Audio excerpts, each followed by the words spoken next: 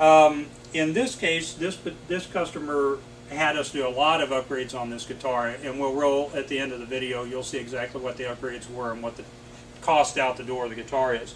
When people buy guitars from us, we basically will do upgrade work at a lower price than you would pay a competent repair shop locally. So you can sort of, you can get it from us basically the way you want, assuming that we stock the parts that you're looking for.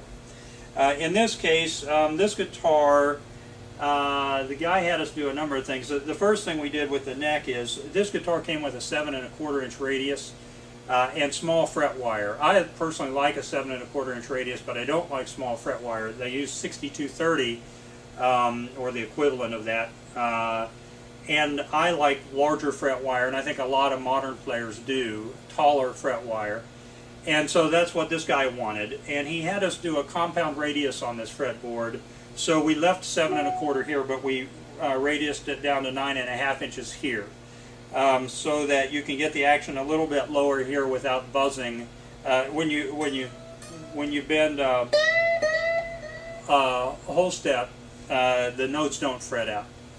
He also had us put Dunlop 6100 wire on this, which is pretty tall wire. It's pretty big wire, and he had us put a bone nut on it, and he had us change the tuners out.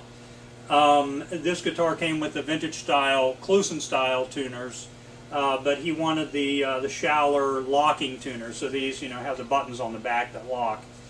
And then he had us put a Callahan, the round string tree on to replace the butterfly string tree. On the body, we did Fralin pickups on this guitar, I think.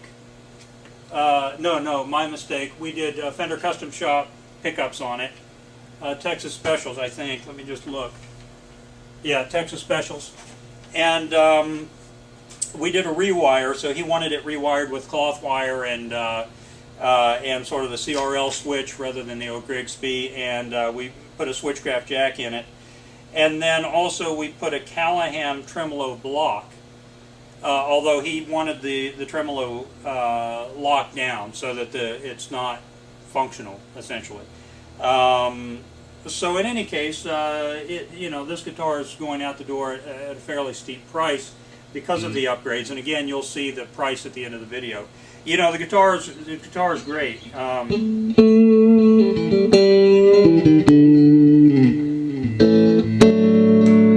Here's the neck pickup.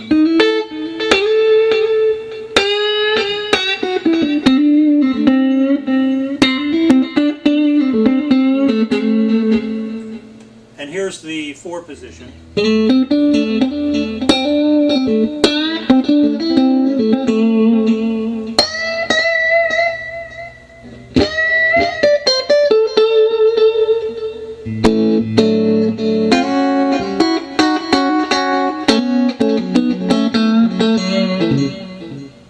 Here's the middle position.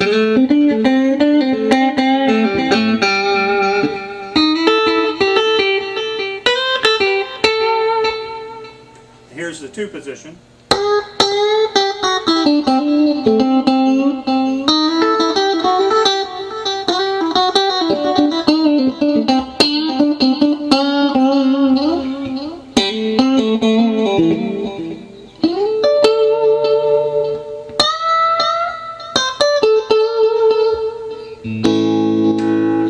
And here's the bridge position.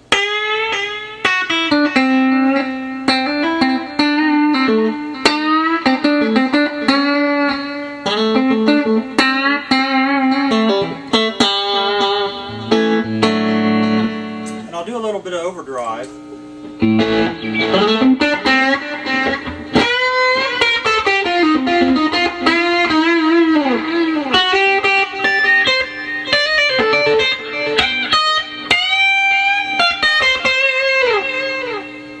And here's the 2 position.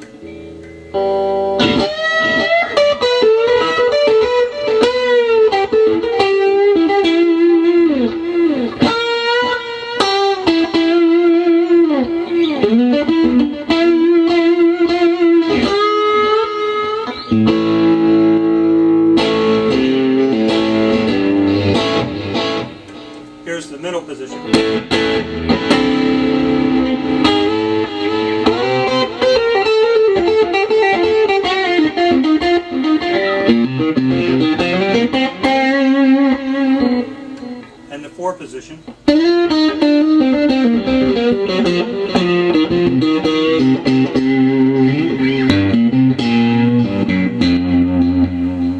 And here's the neck.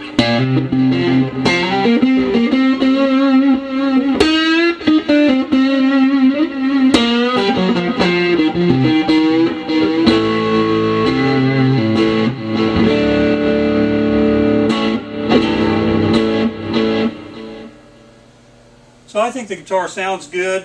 It plays great. It looks cool. We've done a lot of, seems like every Strat we do is candy apple red. It's a really popular color, and I probably wouldn't have done this one except that I really liked the way that it came out playability-wise. You know, the taller frets, you know, the classic series are the ones that I love personally, and they're the ones that we invested in most heavily. When we bought into the Fender line, we stocked the 50s, the 60s, and the 70s Strats. We stocked the 50s Esquire. We stocked the 50s and 60s Telecasters, and then we also stocked the thin line tellies, the 69 thin line Telecasters. We don't stock any of the guitars, the tellies with the wide range humbuckers, but we do the 69 thin line. These are the guitars that I love, and but again, you know, every time that we take one out of the box, I think, man, I just the small fret wire doesn't do it for me, and it's the same with the 57 and 62 reissue American Stratocasters and the 52 Telecaster. They always all have that small fret wire that I just don't like. So in any case, it's a nice upgrade for me to have this tall fret wire on this guitar. I think it really turns it into a great guitar. It's a little out of tune. The tonally, you know, there are lots of different pickups that you can put in the guitar. Every guitar is going to have its own inherent voice, and you can influence that some by your pickup selection. This guitar with the Texas Specialist is going to be a little warmer. You're hearing that sort of mid-range push, especially in the 2 position. I'm hearing it, you know, so that's a matter of taste. Some people are going to like that, and some people are not. It's certainly clucky, you know, that sort of quack.